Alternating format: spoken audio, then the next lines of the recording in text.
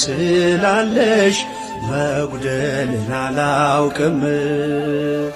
ያንደበቴ ቋንቋ ነው እናቴ አንቺ ስም።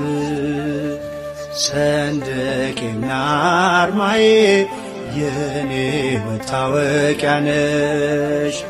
ከእግረ መስቀሉ ስር ቀራንዮ ላይ ያገኘሁሽ አንድ እርምጃ ሳልራመድ አንቺን ይዤ ተነሳው አንቺን ይዤ ተነሳው።